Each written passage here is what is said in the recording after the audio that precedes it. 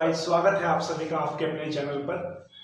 आज हम यहाँ पर आपके लिए 2019 यूपी टेट जिसका पेपर 2020 में जनवरी में हुआ था उसका मैथ टॉपिक आपके लिए लेकर आए हैं। संपूर्ण मैथ आपको कराऊंगा। इससे पहले हम 15, 16, 17, 18 सभी वर्षों के यूपी टेट में जो मैथ्स में क्वेश्चन आए कर चुके हैं। आज 20 का करने जा रहे हैं, इनकी जो जनवरी में पेपर हुआ था। तो स्टार्ट करने से पहले आप वीडियो को लाइक, शेयर और चैनल को सब्सक्राइब कर लें। ये क्वेश्चन आपके पेपर में बहुत महत्वपूर्ण रोल प्ले करेंगे। इन क्वेश्चनों को आपने कई बार देखना है। कई बार क्वेश्चन होते हैं जो बार बार रिपीट होते हैं, इसी तरह के क्वेश्चन आते हैं, सिर्फ संख्याएं बदलती हैं, वही क्वेश्चन आपने सीखने हैं। तो चलो करते हैं स्टार्ट। क्वेश्चन आपके सामने आ चुका है। स्टार्ट करने से पहले वीडियो को लाइक कर दें, शेयर कर दें। तो क्वेश्चन आपके सामने है। पहला क्वेश्चन है, एक आयताकार खेत का विकर्ण 17 मीटर तथा परिमाप 46 है। खेत का क्षेत्रफल निकालो।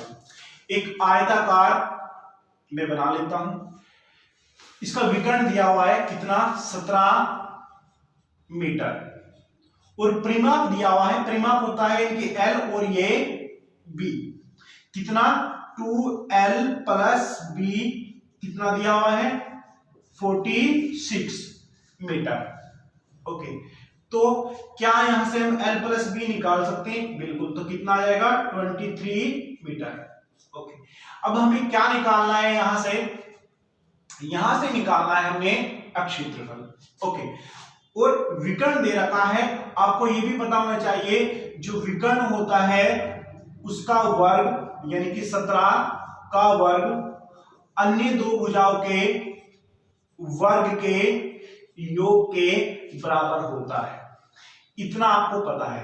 अब कैसे निकालेंगे, चलो देखते हैं। देखो, हमें पता है L प्लस B का होल स्क्वायर किसके बराबर होता है, L का स्क्वायर प्लस B का स्क्वायर प्लस 2LB। ये फार्मूला होता है। L प्लस B की वैल्यू है हमारे पास कितनी, 23। अब 23 का वर्ग कर देंगे।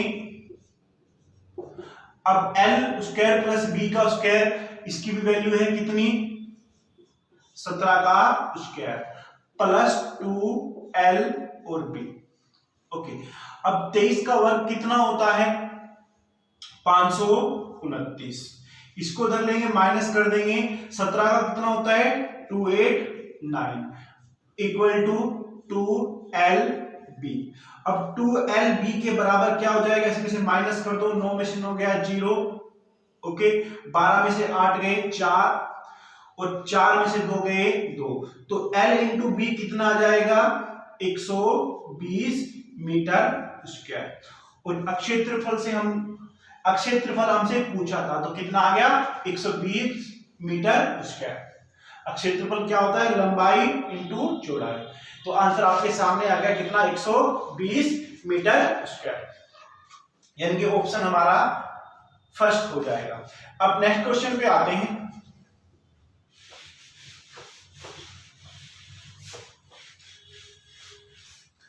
नेक्स्ट क्वेश्चन आपके सामने है। इस तरह से दिया हुआ है 2 की पावर -1 और फिर मंजिला ब्रैकेट है और उसकी पावर भी -1 है। इसको सरल करना है। देखो, अब इसको अगर सरल करूंगा मैं तो 1/2 आ जाएगा और 1/2 की पावर कितनी, -1। ओके, तो 1/2 की पावर -1 है, तो ये फिर दोबारा आ जाएगा, तो कितना आ जाएगा 2 आ जाएगा। कितना आ गया 2। अब ऑप्शन दिए हुए हैं, प्राप्त संख्या होगी। पहला ऑप्शन है अभाज्य संख्या, बिल्कुल फर्स्ट ऑप्शन हमारा यानी कि ए सही होगा। अब दूसरा दिया है बी सम संख्या, बिल्कुल सम संख्या भी 2 एक सम संख्या भी है। सी है 2 का गुणांक, बिल्कुल ये 2 का गुणांक भी है, 2 एकल 2। ओके, डी है विषम संख्या, जो कि गलत है। 2 एक विषम संख्या नहीं है, वो क्या है, एक सम संख्या है। तो ऑप्शन आ जाएगा हमारा, वो ऑप्शन आएगा जिसमें ए बी सी हो, ठीक है। यानी कि ऑप्शन आएगा हमारा ए बी और सी, यानी कि ऑप्शन 4 आ जाएगा। निम्न में से कौन सा कथन सही है? कथन आपके सामने आ चुके हैं। फर्स्ट है, सबसे छोटी अभाज्य संख्या 1 है। सबसे छोटी अभाज्य संख्या 1 है। 1 जो होती है वो अभाज्य संख्या नहीं होती, तो पहला तो गलत हो गया। दूसरा है, एक अभाज्य संख्या विषम हो सकती है। बिल्कुल, जो अभाज्य संख्या है वो विषम हो सकती है, जैसे 3 है, 5 है, 7 है, ये सब क्या है, विषम संख्याएं हैं और अभाज्य हैं। उसके बाद यानी कि ये हमारा सही हो जाएगा। चलो आगे भी चेक कर लेते हैं। तीसरा है, कोई सम अभाज्य संख्या नहीं होती। क्यों नहीं होती? 2 होता तो है, 2 जो है सम संख्या और अभाज्य है, इसका मतलब तीसरा ऑप्शन भी हमारा गलत होगा। और फोर्थ ऑप्शन पे है, 2 अभाज्य संख्याओं का योग सदैव अभाज्य संख्या होता है। जी नहीं, ये भी हमारा गलत होगा। 2 अभाज्य संख्याओं का योग जरूरी नहीं है कि अभाज्य ही होगा। 3 और 5 अभाज्य संख्याएं हैं, तो इनका योग 8 है जो कि भाज्य है। तो इसलिए आंसर क्या आएगा हमारा, second option. Okay, second option हमारा सही हो गया। क्या? एक भाज्य संख्या विषम संख्या हो सकती है। नेक्स्ट आते हैं। नेक्स्ट क्वेश्चन आपके सामने आ चुका है। क्वेश्चन है, एक बहुभुज के अंतः व बाह्य कोण का अंतर 60 डिग्री है। तो बहुभुज में भुजाओं की संख्या हमसे दिया हुआ है, अंतः कोण माइनस बाह्य कोण का डिफरेंस दिया है कितना, 60 डिग्री। 60 डिग्री हमसे दिया है। अब आपको पता भी होना चाहिए कि अंतः कोण और बाह्य कोण का जो योग होता है वो कितना होता है, हमेशा 180 डिग्री होता है। अब यहां से हम बाह्य कोण निकाल लेंगे, ओके, या अंतः ही निकाल लो। अब इनको एक बार जोड़ देंगे, इससे कट जाएगा, ठीक है। तो 2 गुना अंतः कोण आ जाएगा, अंतः कोण। अब इनका योग कितना हो जाएगा, 60, 180 प्लस 60 कितना हो जाएगा, 240 डिग्री। तो अंतः कोण कितना हो गया, अंतः कोण हो जाएगा 120। अब अगर अंतः कोण 120 है तो बाह्य कोण क्या हो जाएगा, बाह्य कोण हमारा आ जाएगा 60 डिग्री। Okay, 60 degree. हमने क्या निकालना है, भुजाओं की संख्या। तो भुजाओं की संख्या के लिए आपने याद रखना है क्या क्या होता है, यहां पे लिख देता हूं मैं, बाह्य कोण into number of side equal to 360 होता है। ये आपने हमेशा याद रखना है। ओके, तो बाह्य कोण कितना है, 60, नंबर ऑफ साइड निकालनी है, 360 के इक्वल रख दिया तो कितनी बार कटेगा, 6 बार। तो n बराबर कितना आ गया, 6, यानी कि भुजाओं की संख्या कितनी होगी, 6 होगी। सामने आ चुका है, सिंपल सा क्वेश्चन दे दिया है। एक सरल रेखा पर स्थित बिंदुओं की संख्या होती है, अनंत होती है। कितनी होती है, अनंत। अगर कोई एक रेखा है उस पर बिंदुओं की संख्या कितनी होती है, वो अनंत बिंदुओं से मिलकर बनती है। तो आंसर आ गया हमारा असंख्य, यानी कि इन्फिनिटी। ओके, नेक्स्ट क्वेश्चन पे आइए। नेक्स्ट क्वेश्चन आपके सामने है, एक पाइथागोरस तिरक ज्ञात कीजिए जिसकी सबसे छोटी संख्या 8 है। अब हमारे सामने ऑप्शन दे रखे हैं 8, 15, 17। ये फर्स्ट ऑप्शन दिया हुआ है। सेकंड दिया हुआ है 8, 64 और 512। थर्ड ऑप्शन दिया हुआ है 8, 9 और 10, और फोर्थ ऑप्शन दिया हुआ है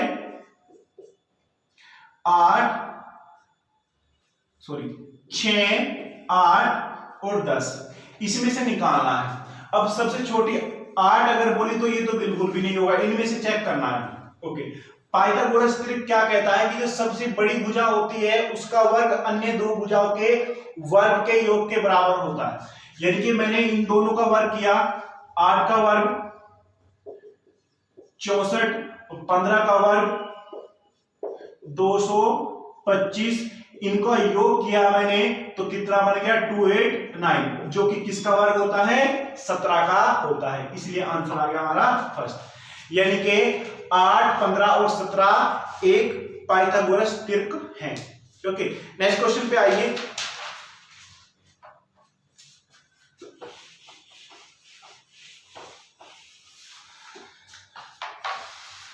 नेक्स्ट क्वेश्चन आइए, नंबर सिस्टम से आया हुआ क्वेश्चन है। जेड का मान ज्ञात कीजिए यदि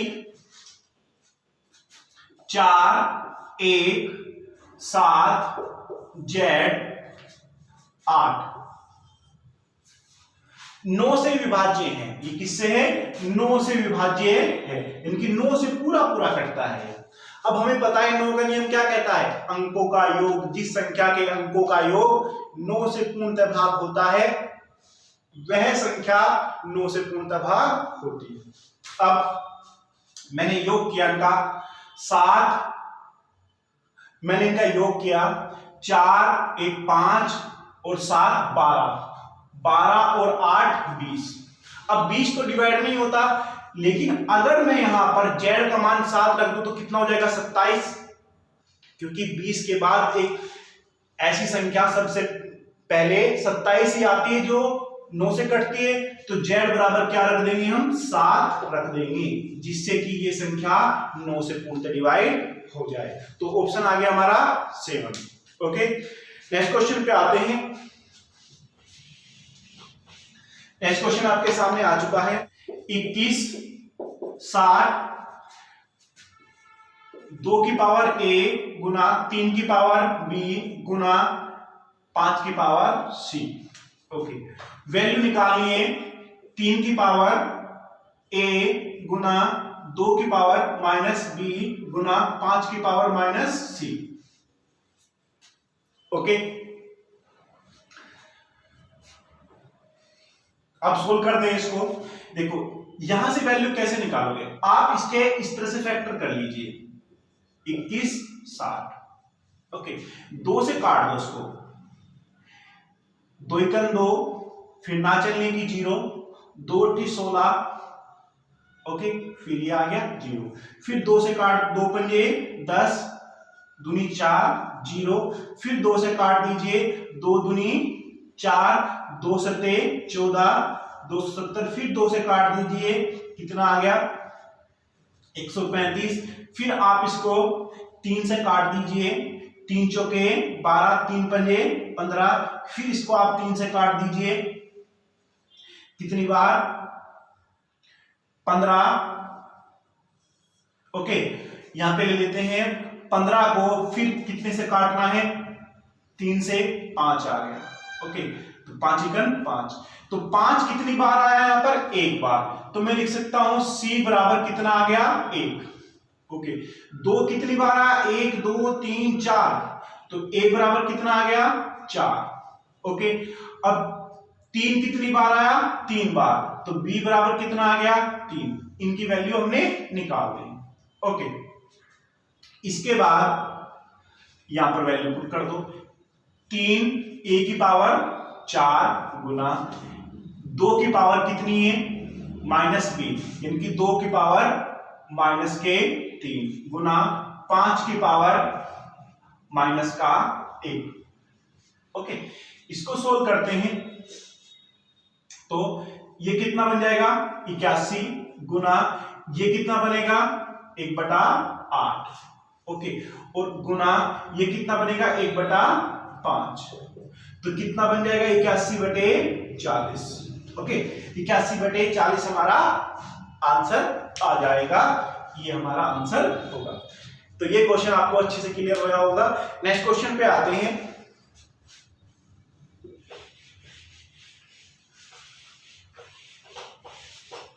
नेक्स्ट क्वेश्चन आपके सामने आ चुका है। रीजनिंग का क्वेश्चन दे दिया है मैथ में, इस तरह से दिया हुआ है। ओके, यहां लिखा हुआ है 64 1 2 3 4 x 8 27। देखो हुआ क्या है, यहां पर आइए आप, 2 की क्यूब कर दी तो इसके सामने क्या रख दिया 8, 3 की क्यूब कर दी इसके सामने क्या रख दिया 27। अब 4 की क्यूब कर दी इसके सामने 64।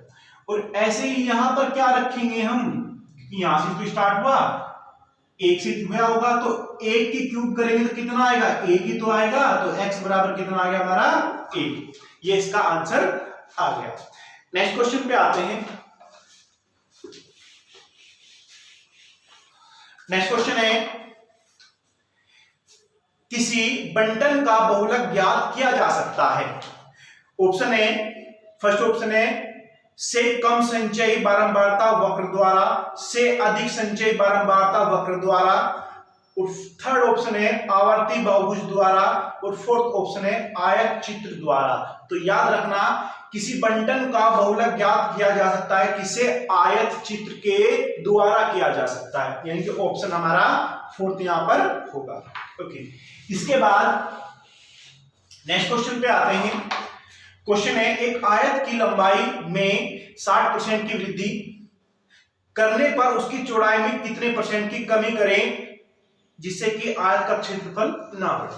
ओके, अब हमने लंबाई में कितनी वृद्धि कर दी 60%। अब 60% का मीन्स होता है 3/5, या आप 60/100 ही रख लो, उससे भी कोई फर्क नहीं पड़ेगा। 60/100 काटोगे तो 3/5 ही आएगा। देखो 60/100, इसको काटोगे फिर इसको 2 से काटोगे 3 5, यही आ गया। यानी कितनी वृद्धि कर दी, 5 में 3 की वृद्धि कर दी, यानी कि लंबाई 5 थी और कितनी कर दी 3। अब चौड़ाई को कितना % कम करें जिससे कि क्षेत्रफल वही रहे, तो कितनी वृद्धि करनी है 5 से पर 3 की करनी है, यानी कि 5 और 3 यानी कि 8 हो गई। ओके, अब चौड़ाई में क्या करना है, कितनी कम करें जिससे कि क्षेत्रफल वही रहे। अब हम क्या करते हैं, अगर चौड़ाई 8 है तो 8 से हम 5 कर देंगे जिससे कि क्षेत्रफल हमारा सेम रहे। अब क्षेत्रफल क्या होता है, लंबाई गुना चौड़ाई, तो 8 पंजे 40, 5 8 40 बराबर है। तो चौड़ाई में प्रतिशत कमी निकालनी है, कितनी कमी आ गई 3 की कमी आ गई। कितने पर कमी, कहां पर होती है ज्यादा में, कोई फॉर्मूला रूट नहीं रखना आपने। 3 की कमी 8 पर गुना 100 पर, 3/8 क्या होता है 37.5%। ओके, ये आपको क्लियर हो गया होगा। 37.5 यानी कि 37.5 आपका आंसर आ चुका है। इसके बाद आते हैं नेक्स्ट क्वेश्चन पे।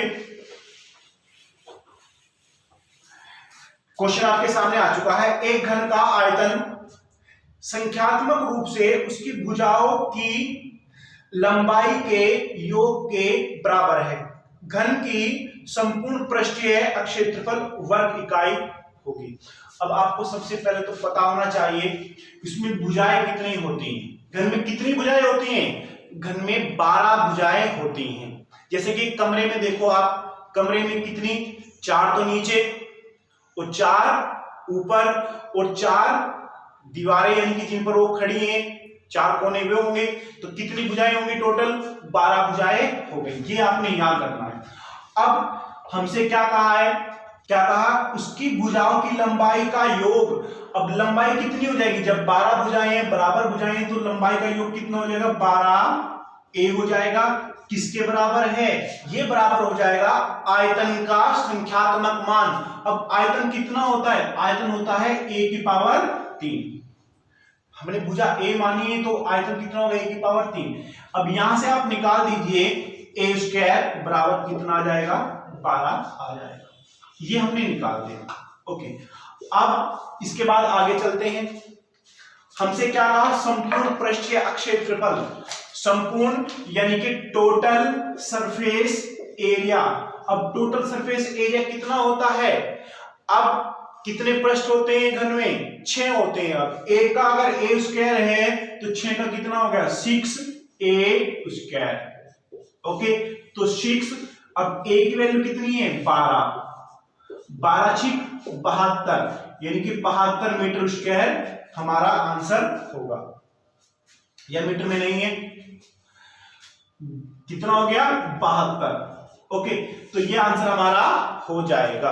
नेक्स्ट क्वेश्चन पे आते हैं।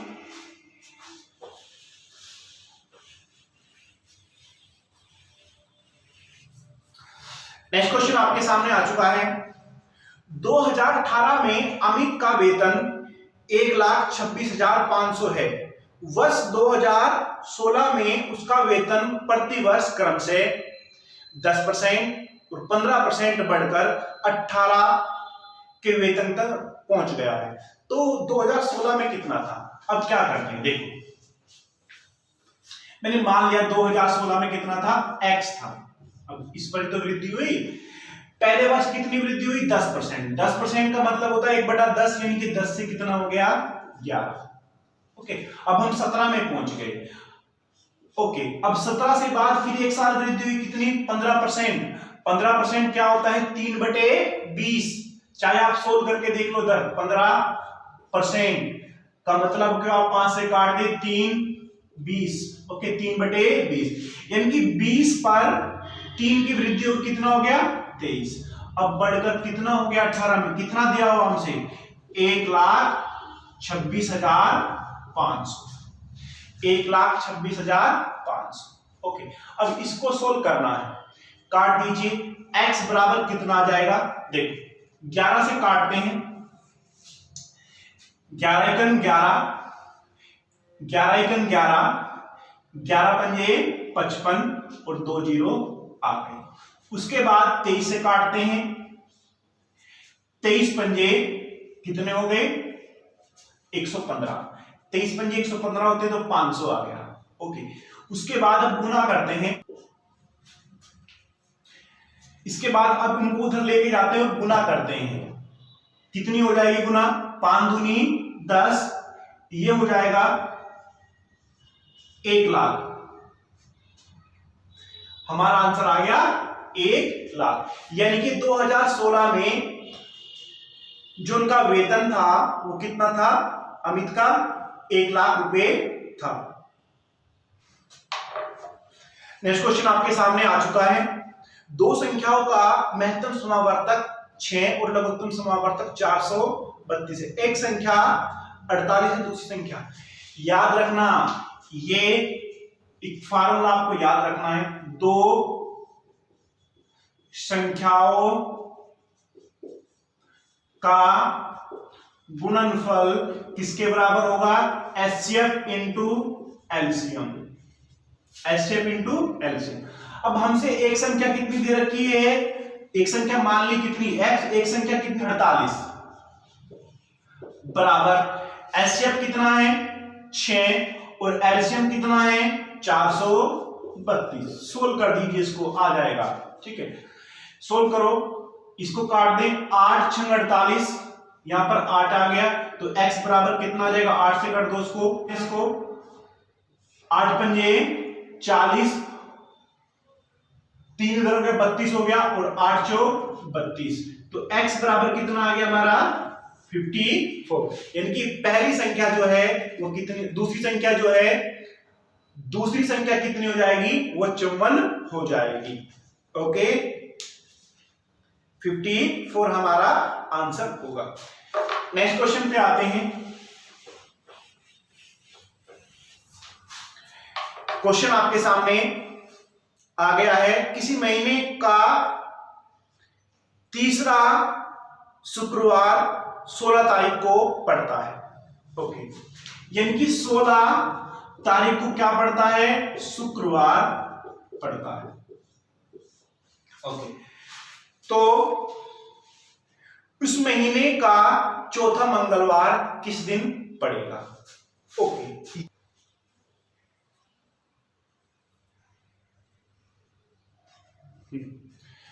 16 का शुक्रवार हो गया। अगर हम 17 की बात करें शनिवार हो जाएगा, 18 की बात करें रविवार हो जाएगा, 19 की बात करें सोमवार और 20 का क्या हो जाएगा मंगलवार हो जाएगा। ओके, मंगलवार हो जाएगा। अब मैं ये कह सकता हूं कि अगर 20 का मंगल है तो इससे 7 दिन पहले यानी कि 13 को भी मंगल था, उसके 7 दिन पहले 6 तारीख को भी मंगल था। 6 और 7 13 हो गए। पहला तो ये था, दूसरा ये था, तीसरा 20 को हो गया, तो चौथा कब हो जाएगा 27 तारीख को हमारा चौथा मंगलवार हो जाएगा। इस तरह से हम इसको कर सकते हैं, यानी कि 27 तारीख को हमारा चौथा मंगलवार होगा। नेक्स्ट क्वेश्चन पे आते हैं।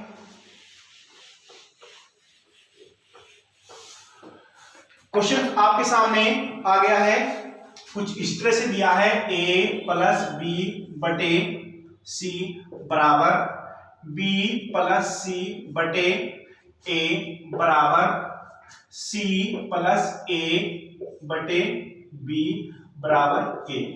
ओके, k की वैल्यू निकालनी, k की वैल्यू निकालनी।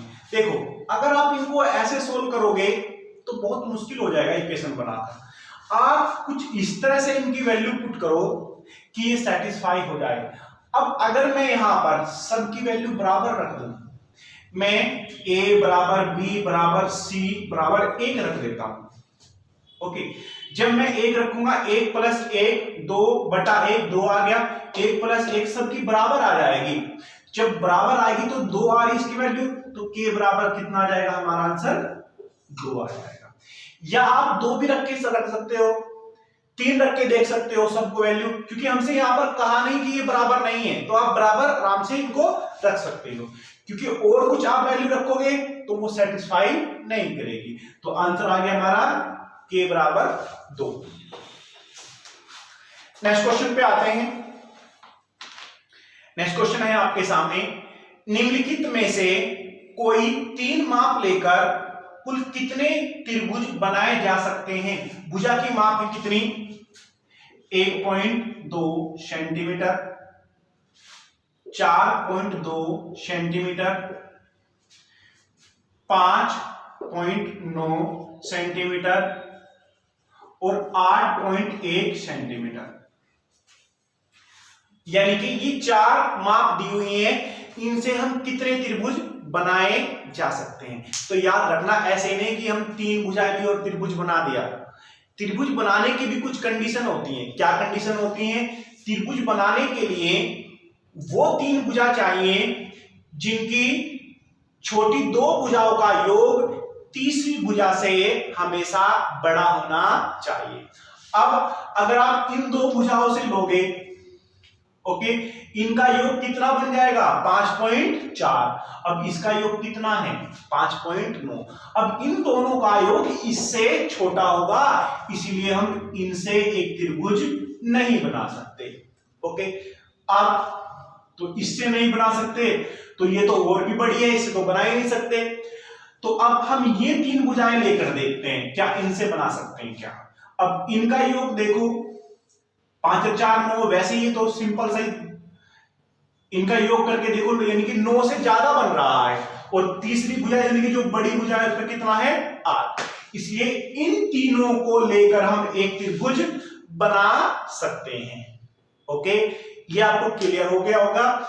तो इनसे कितने त्रिभुज बनाए जा सकते हैं? एक त्रिभुज बनाया जा सकता है। तो ये कंडीशन याद रखनी है कि त्रिभुज की 2 छोटी भुजाओं का जो योग होता है वो बड़ी भुजा से हमेशा बड़ा होना चाहिए, तभी त्रिभुज संभव होगा, नहीं तो त्रिभुज नहीं बनेगा। ओके, नेक्स्ट क्वेश्चन पे आते हैं।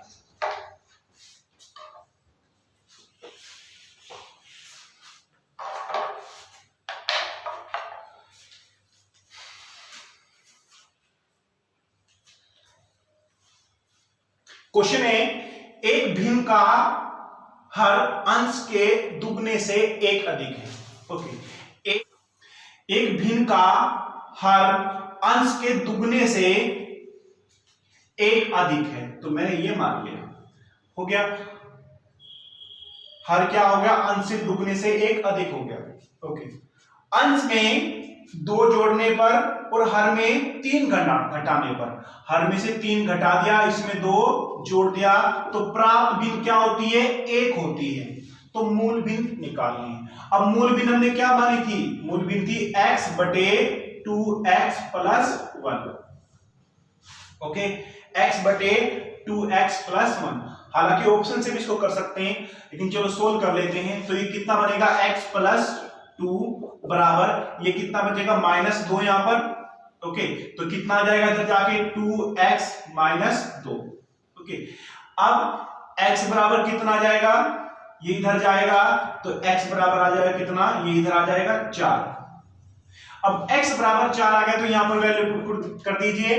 तो 4 दूनी 8 और 1 9, तो 4 बटे 9। ओके, 4 बटे 9 हमारा आंसर हो जाएगा। ओके, नेक्स्ट क्वेश्चन पे चलते हैं।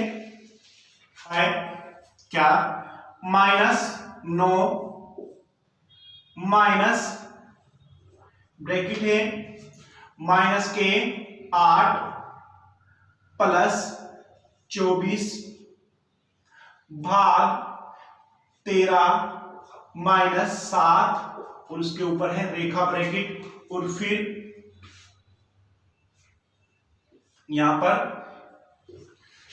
क्वेश्चन आपके सामने आ चुका है, कुछ इस तरह से क्वेश्चन दिया हुआ है। ओके, इसको सोल्व करना है, माइनस के 9। तो याद रखना, सबसे पहले हम सोल्व किसको करेंगे, इसको करेंगे, रेखा ब्रैकेट को। जहां पर रेखा लगी हुई है ऊपर बार के रूप में, इसको रेखा ब्रैकेट बोलते हैं। इसको सोल्व कर दें। अब 13 में से -7, यहां पर ये 6 बच गया है, कितना बचा, 6।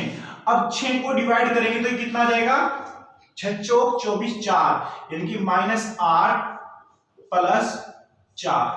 ओके, अब इसको सोल्व करते हैं। -9 माइनस, अभी माइनस के 8 है और ये 4 है, तो किसके बचेंगे, माइनस के 4 बचेंगे। ओके, अब इसके अंदर गुना होगी, तो -9 प्लस 4, तो कितना बचेगा, -5 बचेंगे। तो आंसर आ गया हमारा -5। ओके, इस तरह से इस क्वेश्चन को करना था। याद रखना, पहले रेखा ब्रैकेट को हम सोल्व करते हैं। इसके बाद नेक्स्ट क्वेश्चन पे आते हैं।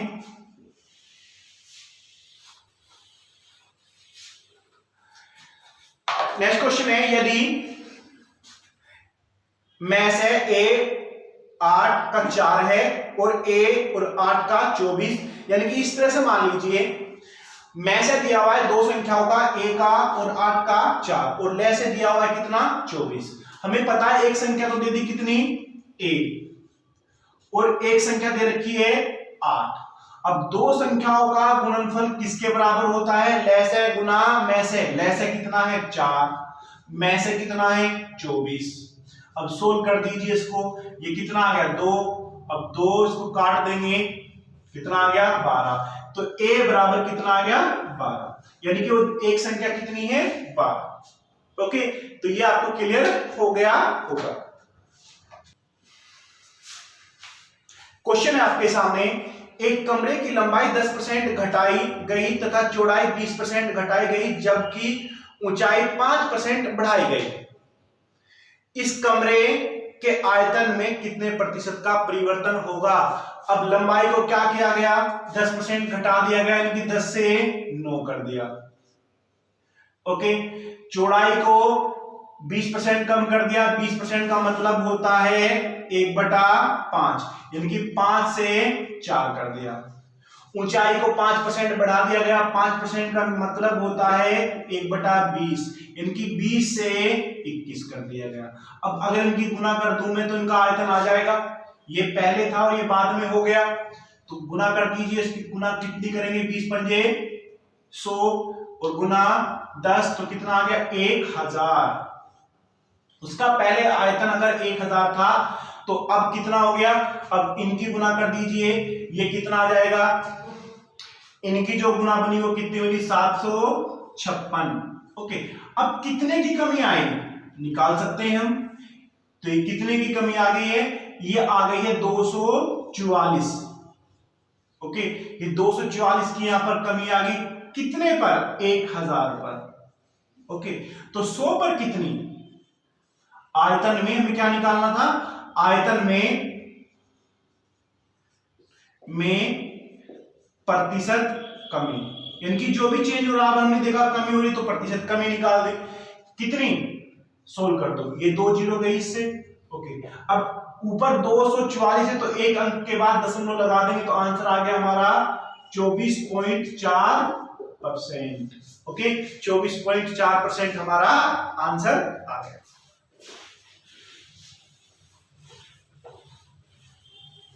नेक्स्ट क्वेश्चन पे आते हैं। क्वेश्चन है किसी कमरे के 15 मीटर 17 सेंटीमीटर, मैंने मान लिया कोई कमरा है, ये कमरा है,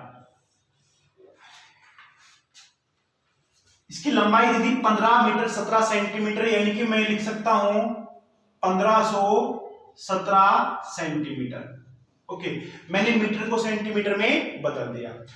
और चौड़ाई कितनी है, 9 मीटर 2 सेंटीमीटर, यानी कि 902 सेंटीमीटर। ओके,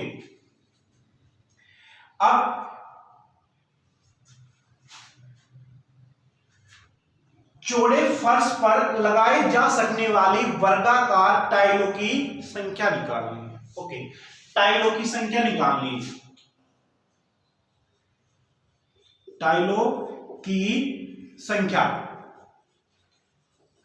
अब संख्या अगर निकालनी है तो आपने याद रखना है, देखो कैसे निकलेगी, पूरा क्षेत्रफल, जिस कमरे में हम लगा रहे हैं कि कमरे का क्षेत्रफल, कमरे का क्षेत्रफल, और नीचे क्या आ जाएगा, एक टाइल का क्षेत्रफल, और टाइल कैसी है, वर्गाकार। ओके, यानी कि एक टाइल का क्षेत्रफल। ओके, अब एक टाइल का क्षेत्रफल, कमरे का क्षेत्रफल तो कितना आ जाएगा, गुना कर दो, 15 17 गुना 902। ओके, अब एक टाइल का क्षेत्रफल लेना है, उस टाइल कैसी होनी चाहिए, वर्गाकार। तो हमें टाइल जो लेनी है ना, अब हम इनका और इन दोनों का क्या लेंगे, यानी कि 1517 और 902 का क्या लेंगे, एचसीएफ लेंगे। और एचसीएफ कैसे लेंगे मैं डायरेक्ट बता देता हूं, इनका एचसीएफ कितना आ जाएगा, इनका एचसीएफ 41 आएगा। ओके, इनका एचसीएफ 41 आ गया। अब एक टाइल का क्षेत्रफल कितना हो गया, 41 गुना 41। ओके, इसको सोल्व करेंगे तो ये कितनी बार, 37 बार कटेगा, और ये 22 बार कट जाएगा। अब 37 की और 22 की गुना करेंगे, 814 टाइल, यानी कि उसमें कितनी टाइल लगेंगी, 814। तो ये क्वेश्चन आपको क्लियर हो गया होगा। ये आपने याद रखना है, टाइलों की संख्या बराबर होगा कमरे का क्षेत्रफल, और नीचे क्या आ जाएगा, एक टाइल का क्षेत्रफल। और वर्गाकार लगानी है तो हमेशा इनका एचसीएफ लेंगे, क्योंकि एचसीएफ होता है हाईएस्ट कॉमन फैक्टर, यानी कि बड़े से बड़े आकार की अगर टाइल होगी तभी तो कम से कम टाइल लगेंगी। ओके, नेक्स्ट क्वेश्चन पे आते हैं। नेक्स्ट क्वेश्चन है गुणनफल 21 53 की पावर 167 में इकाई का अंक ज्ञात करना है, यूनिट प्लेस। ओके, तो यूनिट प्लेस के लिए क्या करेंगे, देखो हम इसको 4 से डिवाइड करेंगे, जो रिमाइंडर आएगा उसको इकाई के अंक की पावर में रख देंगे। अब हमें पता है ये 67 है, अगर ये 60 होता तो डिवाइड होता, 64 होता तो डिवाइड होता, लेकिन ये 67 है, कितना ज्यादा, 3 ज्यादा, तो 3 ही तो रिमाइंडर बचेगा। बाद की सिर्फ 2 संख्या देखनी है, अगर 2 संख्याएं डिवाइड होंगी तो पूरी डिवाइड हो जाएगी, नहीं तो नहीं होगी। कितने से, 4 से। अब 3 की पावर 3 कितना होता है, 27। अब 27 कहां में, तो इकाई का स्थान देखना ना, कितना हो गया, 7। ओके, आंसर आ गया हमारा 7। क्वेश्चन आपके सामने आ चुका है, यदि एक भिन्न के अंश को 20% और उसके हर को 25% बढ़ा दिया जाए तो भिन्न 3/5 हो जाती है। मैंने मान लिया मूल भिन्न कितनी है, x/y। इसको कितना बढ़ाया गया, अंश को 20%, ये 120 हो गया। इसको 25%, ये 125 हो गया। प्राप्त भिन्न कितनी है, 3/5। ये हमसे कहा गया है। अब मूल भिन्न निकालिए, सोल्व कर दीजिए इसको। मैं इसको काट देता हूं, इसको काट दिया मैंने, इससे कितना आ गया 40। इसको मैंने इससे काट दिया, कितना आ गया 25। उसके बाद 5 से काट देते हैं, ये कितना आ गया 5 × 40, 8 × 5 = 25। तो x/y कितना आ जाएगा 5/8। ये हमारी मूल भिन्न होगी। तो उम्मीद करता हूं ये आपको क्लियर हो गया होगा। नेक्स्ट क्वेश्चन पे आते हैं। 8 से भाज्य होने वाली संख्याएं। क्वेश्चन आपके सामने आ चुका है। क्या कहा है, 5240, 5220, 97128, 97124 में से कौन कौन सी संख्याएं 8 से भाग होती हैं।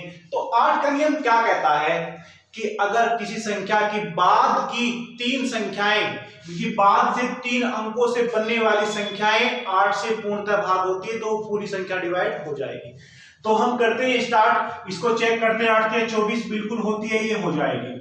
ओके, इसको चेक करते हैं। 8 × 16, 6 बच गया 60, ये डिवाइड नहीं होगी। इसको करते हैं 8 × 8, 4 बच गया, 8 × 6 = 48, ये भी हो जाएगी। इसको करते हैं 8 × 8, 4 बच गया, 44 डिवाइड नहीं होगा। यानी कि मैं कह सकता हूं पहली संख्या और तीसरी संख्या दोनों 8 से डिवाइड होती हैं। यानी कि आंसर आ जाएगा हमारा फर्स्ट और थर्ड। नेक्स्ट क्वेश्चन पे आते हैं। क्वेश्चन है, एक त्रिभुजाकार प्रिज्म में कितने शीर्ष होते हैं। अब त्रिभुजाकार त्रिभुज कैसा होता है, जिसका यानी कि नीचे से वो त्रिभुज जैसा है, ऊपर से भी ऐसा ही होगा। यानी कि देखने में कुछ इस तरह से लगेगा वो।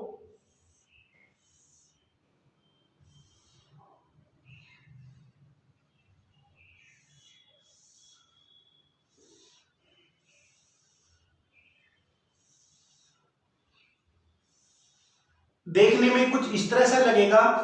अब इसके शीर्ष पूछे, शीर्ष कितने हैं। देखो 1, 2, 3, 4, 5 और 6। यानी कि अगर 3 नीचे हैं तो 3 ऊपर होंगे, तो कुल शीर्ष कितने हो जाएंगे, 6 शीर्ष उसके हो जाएंगे। ओके, तो कितने हो गए, टोटल 6 शीर्ष हो गए। तो ये याद रखना है। नेक्स्ट क्वेश्चन पे आते हैं। क्वेश्चन है नेक्स्ट आपके सामने आ गया है। 10 रुपए की 6 की दर से केले खरीदकर 6 रुपए में 4 की दर से बेचने पर कितना प्रतिशत हानि होगी। रुपए और मात्रा वाला क्वेश्चन आ गया। रुपए और मात्रा, कितने में खरीदे, कॉस्ट कितने में किए, 10 रुपए में 6, और सेल कितने में कर दिए, सेल कर दिए हैं 6 रुपए में 4। ओके, अब मात्रा बराबर कर लेते हैं यहां पर। अब 6 और 4 का एलसीएम कितना आ गया 12, तो मैंने 2 की गुना यहां पर कर दी और 3 की गुना यहां पर। जब 2 की गुना यहां पर की तो रुपए में 2 की गुना हो जाएगी और यहां पर भी 3 की गुना हो जाएगी।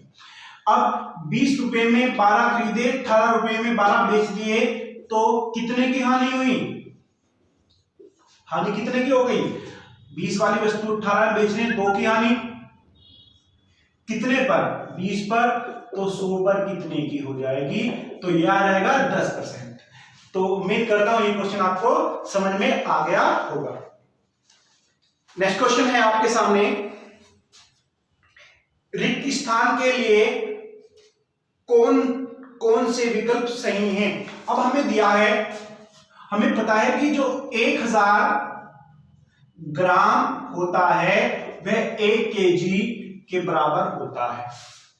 ओके, तो मैं ये भी कह सकता हूं कि 1 ग्राम बराबर होता है 1/1000 केजी के बराबर होता है। ओके, तो हमसे एक ऑप्शन दे रखा 1/1000 kg, तो हमारा ये ऑप्शन सही होगा। और या फिर मैं इसको और क्या लिख सकता हूं, इसको मैं लिख सकता हूं 10⁻³ kg भी मैं इसको लिख सकता हूं। दोनों तरह से इसको मैं लिख सकता हूं। यानी कि ऑप्शन में दिया है ए ऑप्शन और बी ऑप्शन, ए और बी ऑप्शन हम लिख सकते हैं, यानी कि ए और बी हमारा आंसर आ जाएगा। ओके, तो उम्मीद करता हूं ये आपको समझ में आ गया होगा क्वेश्चन। नेक्स्ट क्वेश्चन पे आते हैं। नेक्स्ट क्वेश्चन कहा है क्या 0.01 का स्क्वायर को क्या लिखना है, परसेंटेज के रूप में लिखना है। ओके, अब अगर इसको परसेंटेज के रूप में लिखना है तो मैं इसको ऐसे लिख सकता हूं 1/100, ऐसे लिख सकता हूं इसको। अब इसका वर्ग हो गया तो ये कितना हो जाएगा, ये हो जाएगा 1/100 गुना 100, ये हो गया। अब अगर ये हो गया है, हमने इसको परसेंटेज में बदलना है। 10,000 में से 1 तो 100 में से कितना, तो कैसे सोल्व करेंगे, 100 गुना 100 में से 1, तो 100 में से कितना होगा, काट देंगे तो कितना आ गया 1/100%, तो कितना आ गया 1/100%। अब यहां पर भी हमने ऑप्शन चेक करने हैं, हम इसको ऐसे भी लिख सकते हैं या फिर नीचे 2 जीरो हैं, 2 अंकों के बाद दशमलव लगा के ऐसे भी इसको लिख सकते हैं। यानी कि ऑप्शन ए और ऑप्शन डी, ऑप्शन ए और ऑप्शन डी हमारा सही होगा। ओके, और एक ऑप्शन में दिया है 1/100, अब वहां पर उसको क्यों नहीं लेंगे, क्योंकि वो 1/100 लिखा हुआ है, उसके साथ परसेंटेज नहीं है, इसलिए उसको नहीं लेंगे। तो आंसर आ गया हमारा ए और डी। ओके, नेक्स्ट क्वेश्चन पे आते हैं।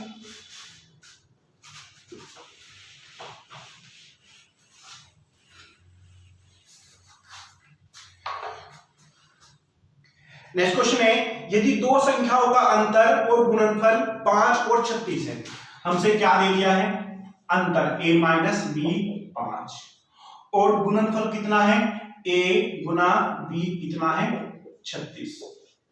ओके, तो इनके व्युत्क्रम का अंतर निकालना है, आप इसके फैक्टर कर लीजिए।